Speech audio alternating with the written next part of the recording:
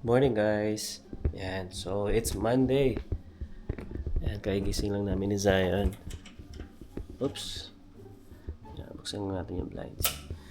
Ano ba weather ngayon? Parang malamig ata ngayon. Tingin mo sa ngayon? Anong weather ngayon? Okay. Oh, -4 pala ngayon. Yeah, so, good morning, Calgary. Yan guys, no? Medyo okay na tayo. Medyo gumanda na yung pakiramdam natin since kahapon, Sunday. Kung napanood niyo yung vlog ko guys, no? Medyo tumaas yung ating, hindi medyo, tumaas talaga yung ating BP. Dahil siguro din sa isa rin sa dahilan guys yung pagtaas ng BP ko siguro dati. Kasi yung ubo ko talaga grabe. Parang non-stop ako kakaubo. After nung pumasok ako ng Friday. I think pumasok ako ng Friday ng work. So, doon parang na-trigger yung ubo ko kasi nasa freezer ako noon. At that time naman wala naman ako masyadong nararamdaman or masakit ng ulo, wala. Kasi pumasok ako ng Friday, okay naman ako eh. Pero yung ubo at saka sipon ko nandoon. Medyo grabe pa that time. At ayun, kinabukasan nga nun, yun yung parang iba yun yung naging pakiramdam ko. Kasi nung Friday ng gabi, doon na yung panay ang ubo ko. Grabe yung ubo ko nun talaga guys. Sobrang sunod-sunod, hindi ako masyadong makapagsalita. Kasi parang every 5 minutes umuubo ako, ganyan. So, good thing. Ayan, bumili tayo ng bumili si Emma ulit ng another gamot. Mas maganda daw to eh. Kasi yung unang iniinom ko talaga guys sa ubo, itong Sambucol. Which is okay naman siya sa akin nung unang trinay ko to. Pero dahil nga sa mga yun, maraming salamat po sa mga subscribers natin, ano. And yeah, ito rin yung parang highly recommended nila. Yan, no? Backlist. Yan. Ito guys, okay siya. Medyo iba lang yung lasa niya. Pero okay din kasi menthol naman yung mararamdaman mo talaga sa malalamunan mo once na ininom mo siya. Pero yung lasa talaga niya guys, medyo kakaiba. Pero okay lang, syempre. Ganun talaga, no? Kailangan natin tiisin at para gumaling tayo. And yun, pamula nung nainom ko yan, naging okay naman yung ubo ko. Halos nabawasan. Hindi pa siya nawala. At meron pa rin naman ngayon, pero sobrang minimal na lang pagka umuubo ako. Ayan, so yeah, good thing at medyo okay na ako ngayon. Wala akong nararamdaman. Tsaka time to time, nag-BP si Emma sa akin. Bini-BP niya ako. Kasi meron akong iniintay guys na device. Dahil galing nga tayo dun sa sa ating doktor. Papairabin lang tayo ng device for 24 hours yun. At iniintay ko lang yung tawag. Sabi nila, baka tumawag ngayong araw ngayon kasi nga Monday. So, ewan ko, siguro may kakabit siya sa akin, tapos i-obserbahan yung 24 hours ko. Titignan nila kung talagang kailangan ko na mag-maintenance ng pagdating sa high blood. Kasi sa totoo guys, family namin medyo talaga sa high blood. I think kuya ko at saka yung ate ko, meron silang iniinom na maintenance. Then, yun nga, sabi rin kasi sa amin ng doktor, hindi niya masabing or hindi niya ako kailangan bigyan agad ng ng gamot. Kasi nga kung talagang high blood daw ako, kasi that time pumunta agad kami ng doctor ng Sabado bumaba naman agad yung BP ko ng 120 plus ganyan. So sabi niya kung high blood ako, dapat hindi agad-agad daw babagsak ng ganon. So baka lang, alam niyo na, iba lang yung naramdaman ko that time at saka yung ubo ko nga noon. Kasi syempre pag umuubo ko guys, di ba yung parang puwersa mo, parang ang kailangan mong ibuga eh. Kaya siguro doon nagtitrigger yung aking heart rate, no? So, yeah. So, we'll see guys, no? And again, medyo okay na tayo ngayon. Pero yung boses ko guys, pa. Kasi nga, kahit pa meron pa tayong konting sipon. Ayan, so, don't worry guys, okay tayo. And maraming salamat po sa mga subscribers natin dyan na bigay ng mga gandang comments at saka ng payo. Maraming salamat po, no? Ayan. So ngayon ay Inahandaan ko lang si Zayo ng chicken nuggets niya. Kasi ay naglambing. Gusto niya ng chicken nuggets. Ayan. So, pagkagising, halos sabay kami nagising ni Zion. At yun, sabi niya gusto niya ng chicken nuggets. Tapos kagabi, nagluto rin ako ng sopas ulit. Kasi gusto ni Zion ng sopas eh. Tsaka which is okay din naman, no? Kasi masarap din naman talaga to, sabaw. Ayan. So, pinainit ko lang siya para hindi siya ganong mapanis agad. So, ito yung ating, sopas. Ayan. Diba? Creamy.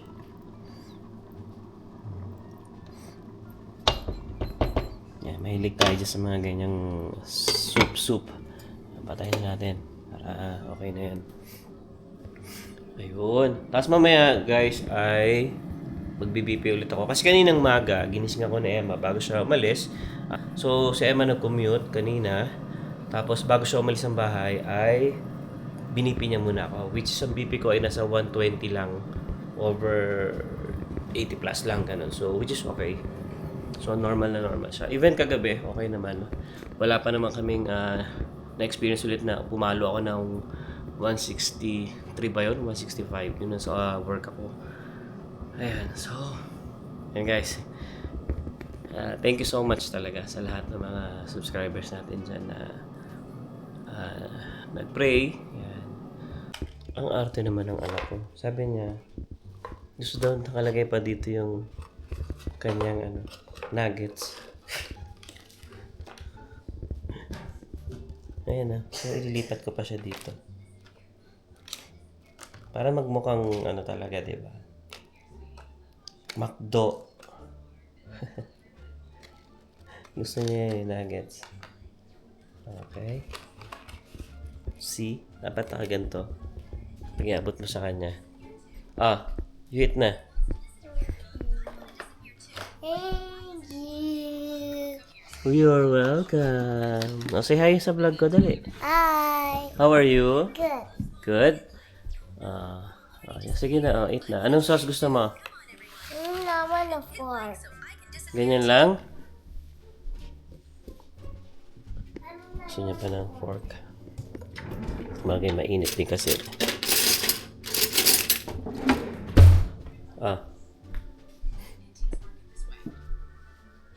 Dali. Ayan, so, try nga natin guys, mag-BP ako ngayon. Pakita ko sa inyo.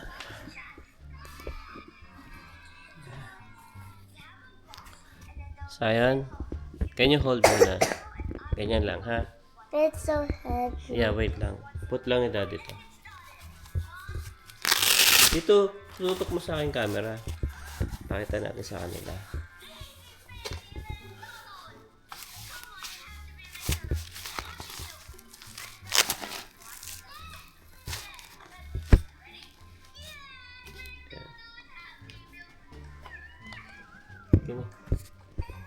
Okay, so kailangan relax lang eh.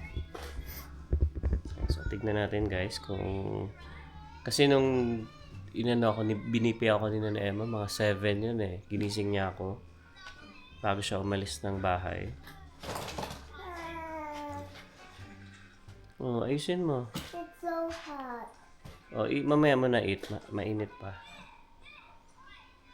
Ayan. So, yun. Maraming ulit salamat guys sa mga may mga nag-comment sa amin sa page namin na kapag may kailangan lang daw kami, wag daw mahiyang magsabi.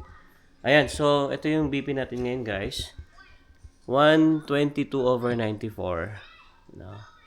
Ayan. So, okay siya. So, even yung ate ko nag-aalala nung nasa Germany. Tumatawag nga siya sa akin. Agad. Kung ano daw nangyari sa akin, pati yung brother ko. Okay tayo guys, no? Ayan. So, yeah. So, mamaya ay susunduin ko sa Emma. Pupunta lang kami ng Costco kasi may something lang akong bibilin sa Costco. And, yan. Tomorrow guys, no? Yun yung parang isa sa mga special event namin ni Emma. Especially kay Emma talaga. So, malalaman niyo yan guys bukas, no? Sa vlog namin. Kung ano ba yung pinagkakaabalahan namin ngayon. Bakit pa kami pumunta doon sa mga kaibigan niya na sa may bonus park. Basta, malalaman nyo yan guys, no? Kaya sobrang happy kami ni Emma. And, yeah, halos parang, alam niyo na, nabunutan kami ng tinik. Kasi, matagal na namin talagang inihintay itong pagkakataon na to guys, no? Kaya, soon, malalaman niyo yan siguro sa mga next 2 videos natin, no? Ayan. So, for the meantime, yeah, mamaya, kakain ako ng sopas kasi nga kakapainit lang natin, ano. And yeah, it's nice to be back, guys, no? And pasensya na talaga, guys, no? Mga nakaraang vlog natin is medyo matamlay tayo kasi nga gawa ng may nararamdaman tayo. Yung ubo lang talaga, guys, ang ano sa akin. Sobrang nagpapahirap talaga yung ubo. Yung sipon, okay lang eh. Kaya mong isinga yung mga ano eh. Pero yung ubo, sobrang alam niyo na, madikit. Kaya isa rin sa reason yung guys, kaya sumasakit ang ulo ko. Dahil nga yung sipon ko, hindi nakakalabas basta-basta. No? Talagang kailangan pupuwersa ko siyang ibuga. Kaya yun yung nagpapahirap sa akin. At saka siguro yun din yung talagang ano na, nahilo ako. And so yeah, good thing okay na tayo. And yeah, yun nga pala no. Syempre, dahil sa ganitong nangyayari sa atin, kailangan syempre anuhin natin yung health natin ano. Syempre diet. Syempre tapos syempre kain tayo ng mga gulay kasi nitong mga nakaraan halos bihira kami maggulay talaga. So, yun yung mga babaguhin natin ngayon ano, especially diet. Tapos kain ng mga gulay-gulay. Ano pa? Exercise, syempre. Yan. Exercise. Balak nga namin bumili ni Emma ng ano walking pad para at least madali kasi siyang isiksik mo lang kahit saan eh. Kung pati guys, meron kami pinamigay na ano na machine. So, sobrang laki kasi noon. Kaya sabi ko kay Emma, at least yung walking pad, pwede natin isingit lang kahit saan dyan. Itayo mo lang dyan kahit saan. So, mas maganda yung ganun. Ayan. Tsaka sa work naman kasi guys, nagbubuhat naman ako, naglalakad ako. Kaya yung pagdating sa mga ganun, okay naman tayo doon. Wala naman tayong problema sa mga ganun. Pero syempre, kailangan natin dagdagan ng pag-exercise, no? Kasi hindi na tayo bumabata, tumatanda na tayo guys, no? Kasi sa mga ganitong age talaga kailangan alagaan na natin yung health natin. So which is, alam mo yun yung mga kailangan nating baguhin sa ngayon. Especially bukas, meron kaming annual check-up nga. So yun yung ni-request namin nung pumunta kami sa doktor. Dalawa kami ni Emma. Pakuha na rin kami ng dugo. Tsaka may mga check naman si doktor doon kung ano yung mga kailangan ko, ano. And especially yung sa heart ata. Parang kailangan ko mag-ECG. Ayan. So, ang last ko kasi nun, actually, kami last year, parang September ata yun eh. Yun yung last na check-up namin. Nagpakuha kami ng dugo nun. Then, hindi na nasundan. Dapat kasi yun, December, magkakaroon kami sunod nun eh. Kaso umuwi nga kami ng Pilipinas. So, ito na yung time na pagkakataon. Ang nabook naming schedule para dito nga sa annual check-up namin is Tuesday. So, bukas yun ng umaga. So, magpa-fasting kami ni Emma mamaya. Then, kasi 12 hours yun eh. Kailangan, hindi ka kakain ng 12 hours. So, yun ang gagawin natin bukas, ano. Para malaman din natin guys kung ano yung nangyayari sa atin. Kasi, importante talaga dito guys. May mga check-up tayo. Kasi, hindi natin mamaya, masyak na tayo. Biglang ganito na pala yung sakit natin. Malala na pala, ano. Kaya importante talaga dito. At least, thrice a year siguro. Dapat nagpapacheck up tayo. 4 times a year. Depende, no? Yan. Pero yung last na check up talaga namin is September yun eh. Yan. Pagkakaalala ko. Alright. So, yeah guys. Kakain muna kami ng sopas. Ito si Zay, no? Kumakain na. No? Oh, ubus na? Hindi pa. Marami pa pala. Alright guys. Mamaya ulit. Ayun na nga guys. Naglambing tong anak ko. Mag-play daw kami na to.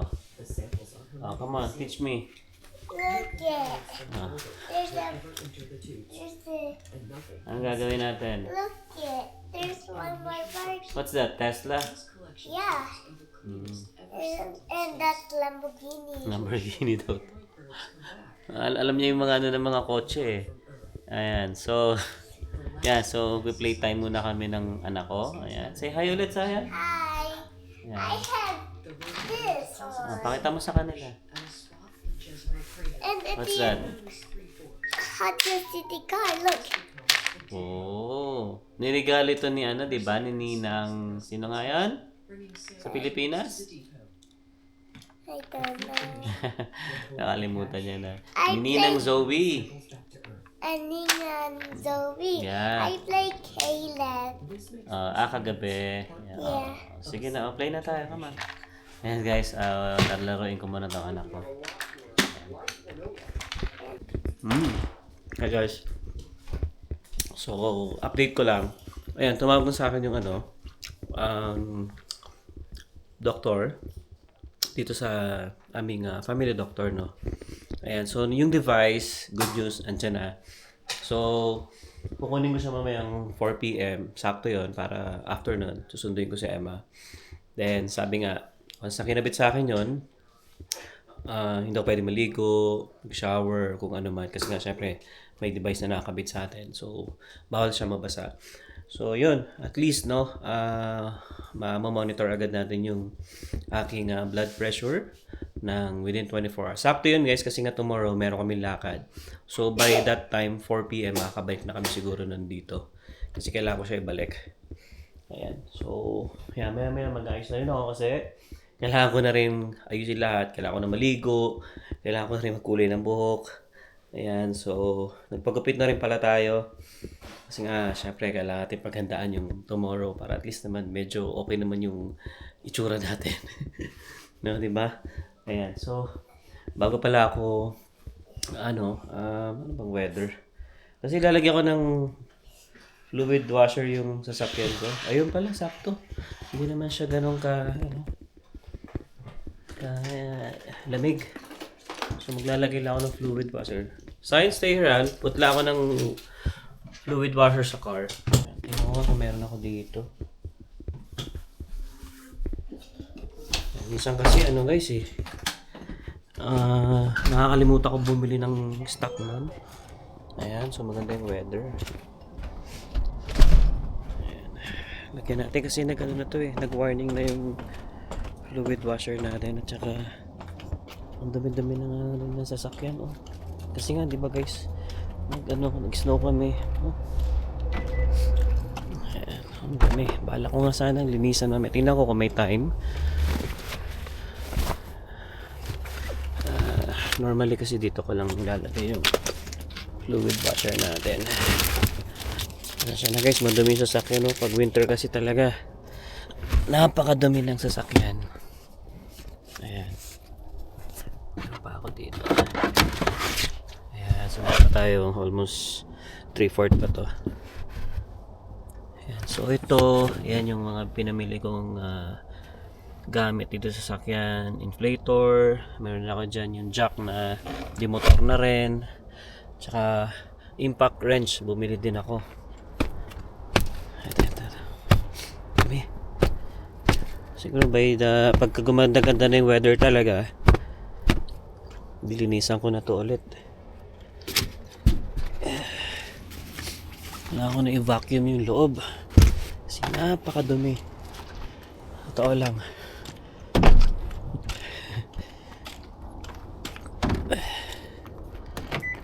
Oops.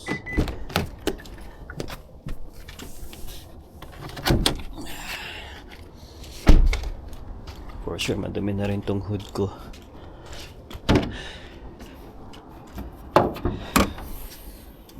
Ayan, so check natin yung ating coolant. Kailangan ko na rin pala magdagdag ng coolant. Nasa minimum na ako. Tsaka brake fluids. Ayan, so dito nakalagay yung fluid washer natin.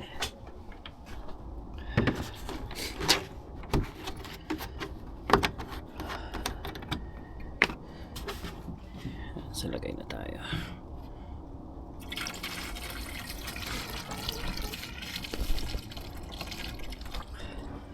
Napaka-importante na to guys dito.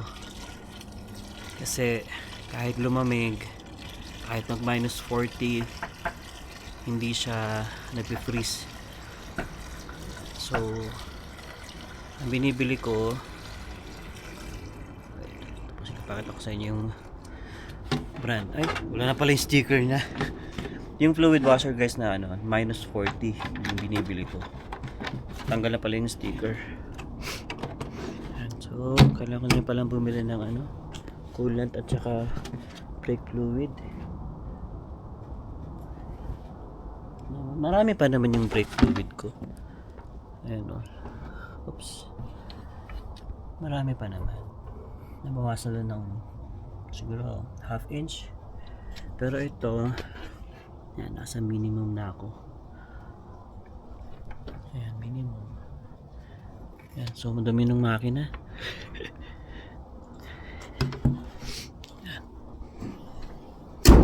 Alright. So ito, kasi hindi naman nabebenta to eh. So tatapon na natin to.